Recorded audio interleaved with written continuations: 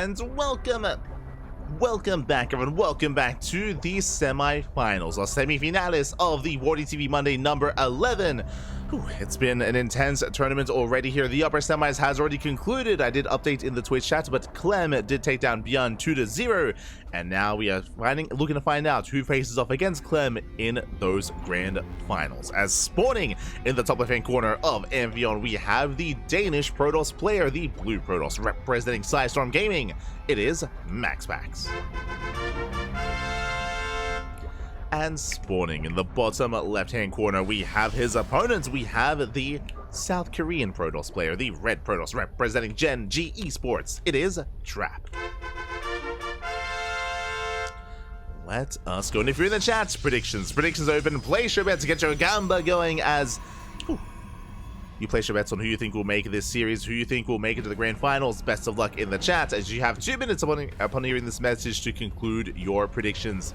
As we dive into game 1, this is going to be a rematch for those that were here a couple of weeks ago. Was it, what, 2 weeks ago, where Trap popped off. Trap, he did have his way with MaxPax. It was in a best of 5 grand finals. It was last week in WardiTV Monday number 10, where Trap took down MaxPax 3-2. It went all the way to the ace match. True, went all the way to the ace match, but Trap did defeat MaxPax last week, but that was also in a longer series. That was in a best of 5, and maybe, you know, he can do so there.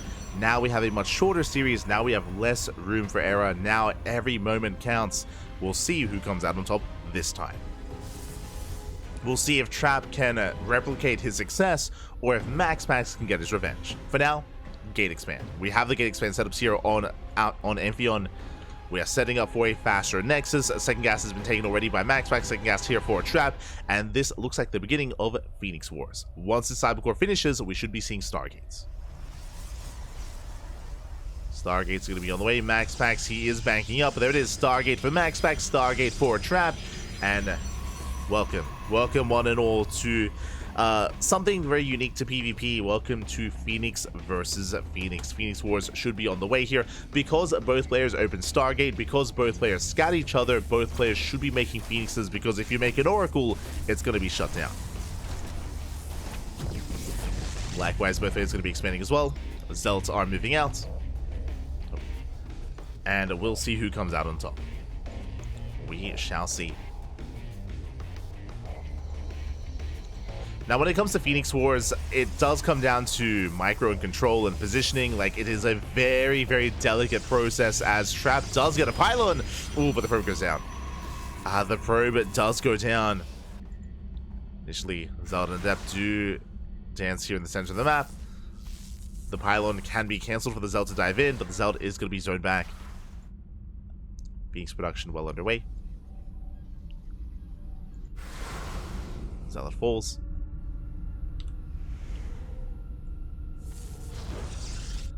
And this Adept can be used to try to force a lift. If the Phoenix is, of course, lifting the Adept, then it's not attacking, and then MaxPax can take advantage of Trap. So this Adept is a tool here to potentially overwhelm these Phoenixes. So Trap has to be very careful with and how he does lift that Adept. Speaking of, does lift the probe in the main. Phoenixes are building up. Adept is still here. Oh, shades in! Adept does shade him, which means Trap, he's gonna have to lift if he doesn't commit. Doesn't commit yet. Okay, we're holding off. MaxPax calming things down. Second Stargate's on the way for both players. Adept gets lifted and has to be dropped. You can see here that it has to be dropped. There we go. Adept does go down. Ooh, just barely. MaxPax does get an extra hit in. Oh, it's gonna be an awkward fight. Trading 1 for 1. Still slightly in favor of MaxPax though. Trading 2 for 2. Whew. Okay. 2 for 2 trades, even so far. And both players back off. Both players do back off. Now, Trap did take a little bit of hull damage here on his Phoenix, which is less than ideal, but outside of that, even trade.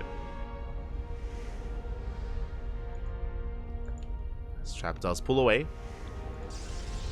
And MaxPax making 2 Phoenixes at a time. Trap should be doing the same. There we go. Also making 2 Phoenixes at the same time. Oh! Is down 2 though. Trap, he has to back the hell off. He is slightly behind in production. So he has to respect the army here of MaxPax. One bad fight and the game will end. The game will just straight up end then and there. Neither player has teched into a fleet beacon yet. It can be quite risky taking into a fleet beacon too quickly, just because it will typically delay your Phoenix production. And I don't think Trap can really afford that right now. Probe is being sent out. You can set up spotter pylons. Speaking of, there it is. Pylon here right outside the natural. Ooh, Trap does get the first shot off. Trading 1 for 1. Still an even trade. Probe goes down, but the pylon is going to get up and running. You can see here being forced to make a zealot. Remember, Phoenixes don't shoot down, so spotter pylons are really quite key and quite important here in PvP when Phoenix versus Phoenix. Another probe falls. Pylons are in position to deny any kind of expansion. Ooh, trading 1 for 1 once again. Even trade. Trap is going to commit here. I don't think he can, though. 2 for 2. I believe still an even trade. MaxPax losing 1 extra Phoenix. But MaxPax is expanding. Remember, because MaxPax had the pylon block, MaxPax able to expand, and Trap cannot. Another pylon as well. Oh my, this is brutal. Trap, he's going to expand here on the right-hand side instead. Just a really brutal position. This is going to delay his income. It is going to delay his mining. His bases are more spread out, more exposed. So coming into the mid-game, MaxPax does have an advantage because of the third base location. Meanwhile, Phoenix range is faster for MaxPax. Trap just now getting into his own fleet beacon.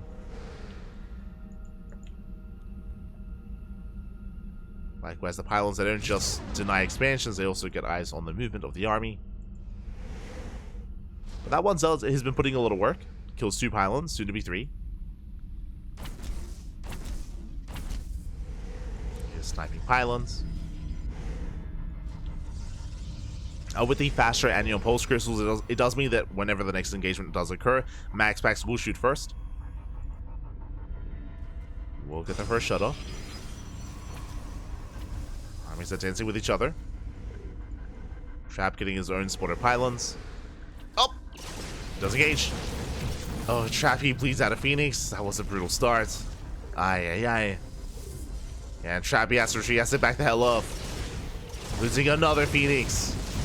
And MaxPax, he can take this. Yeah, he will take the fight. Just a little bit too well for him there. And GG gets called. MaxPax takes game number 1. GG. Again, 1 wrong move in Phoenix Wars and you will lose everything. Trap, he did engage a little bit too prematurely, or I should say MaxPax caught him out, killed 1 Phoenix. That was it. That was it. That was game. MaxPax able to overwhelm from there. And with that, we're getting into game number 2. GG. Getting into game 2. Is it ever worth building a cannon as a spotter pylon to give a point enemy Phoenixes can't chase? Kind of. So I will say that static defense does have their place in Phoenix Wars, specifically shield batteries and cannons. They do have their place. The problem is that you have to tech in that direction, so you need a forge, right? So you need ahead of time, you have to work on a forge and then try to set up a cannon rush as well, or cannons out on the map. It is quite an investment, so I don't think most people really head in that direction. If you head in towards a longer game state, like I'm talking like 3-4 base saturation, then you will see that. You will see these little outposts of cannons in the center of the map, but that's only because you have the spare resources for it, right? Because at that point you have excess minerals. Because you're making purely Phoenixes into like Mothership, into Skytos, you have excess minerals, and that's when you see like pylons and cannons like in the middle of the map, or like at the 4th base, or like being spread out. Is something that you do see. But here we go. We're getting into our next game. And spawning in the top right hand corner of Dynasty, we have the blue Protoss player from the land of Denmark, representing Psystorm Gaming, leading the series 1-0. It is MaxPax. And spawning in the bottom left hand corner, we have the blue Protoss player from South Korea, representing Genji Esports. It is Trap. But yeah, that late game Phoenix versus Phoenix is something you don't often see. I mean, you don't often see Phoenix Wars to begin with, but there are some little intricacies with them. Like there's a big power spike with Phoenix range that we saw as well last game. There's also a big power spike with your Mothership. The Mothership is another big moment because when the Mothership arrives, you have Cloak. And obviously your opponent doesn't have a robo, doesn't have an observer, doesn't have detection, so you can like dive in with Cloak and you can just have your way with the opposing Phoenix army. If it gets scattered, then to counter that you need an Oracle. You need to chrono out an Oracle as quickly as possible, get a Revelation off to have detection for the Cloak Phoenixes. So there's like that little battle that happens, and then you have potentially transition to Carrier. So Phoenix into Carrier. It's like, yeah. There are these little stages that you go through. But for now, we should be seeing something more standard. We're getting into a 2-gate opener and a gate expand. So MaxPax going for the standard MaxPax opener. So Gateway into Cybercore into Nexus. Meanwhile, Trap going double gate means that Trap could go for a 1-base all-in. Now, Trap, he does hide his own second pylon, does hide it here towards the southern half of the map. It is a fake proxy pylon. MaxPax with the Probe Scout, he does confirm. He's like, hold up, the pylon is missing. The pylon is nowhere to be found in the main. It could be real, it could be fake. It's going to be on MaxPax to figure that out. You can see here, MaxPax, he also does make that first zealot, so he's playing safe. MaxPax is playing very safely. Does open up Stargate. This is for the Oracle first into a Void Ray. Will still expand, of course.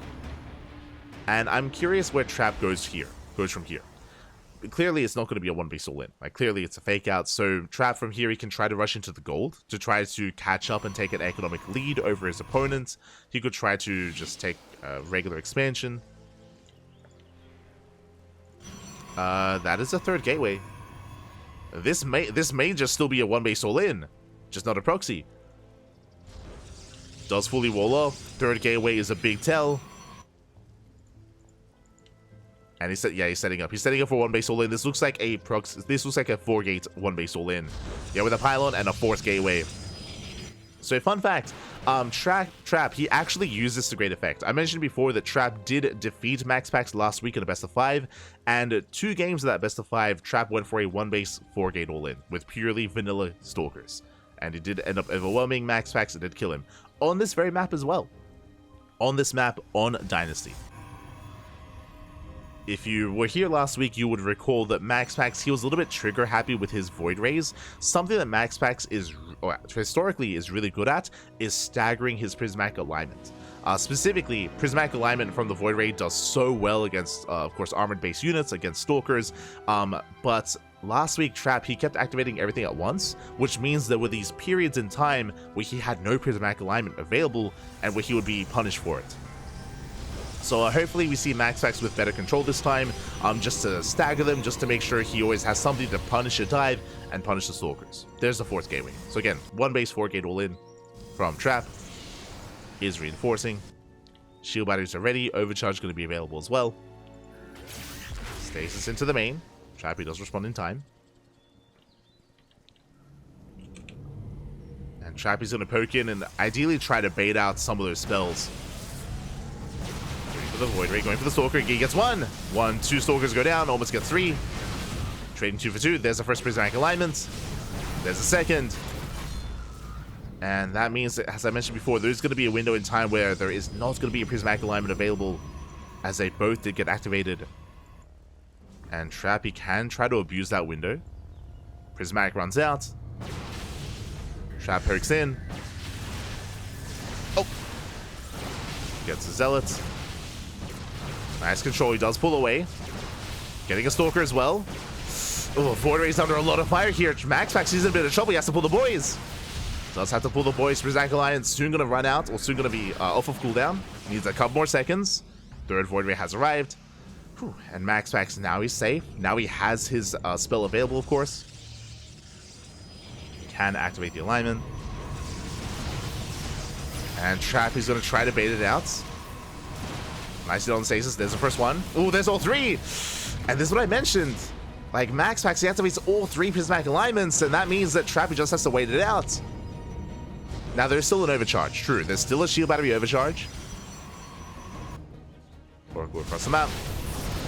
Alignment runs out. Nice force field, though. MaxPax has been shelling away at the Nexus. Goes for the Void Race. He doesn't quite get it. There's the overcharge. And with help of the overcharge, MaxPax, he does hold. When he punishes, it's quite hard, actually. Gets one Void Ray. Up. Gets another, but that's not worth it. Not worth it of a trap. MaxPax holds.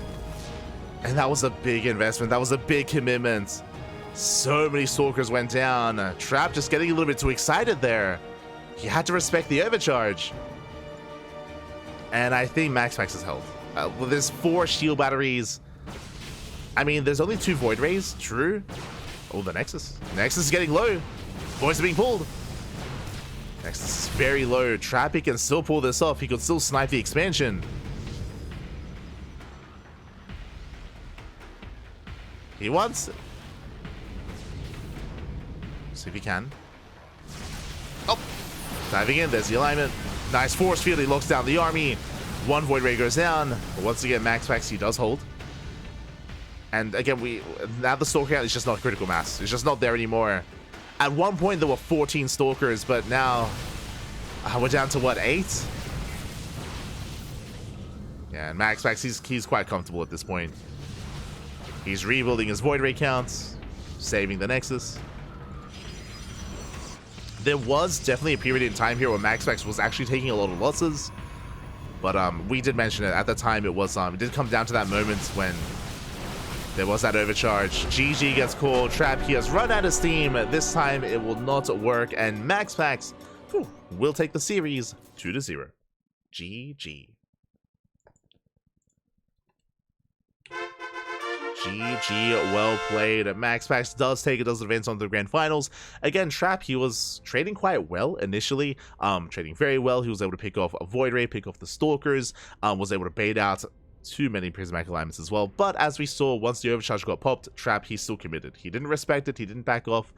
He got a little bit too excited there, and he got baited into a rough fight, into a bad fight, where MaxPax was able to shut down the Stalkers and take away the advantage that Trap had. He got too excited, man. He got too excited. And with that, GG. GG, well played. We are getting into the grand finals. Let's go. There's order in the world. Yes, true. MaxPax, he gets his revenge. Remember, last week he did fall to Trap.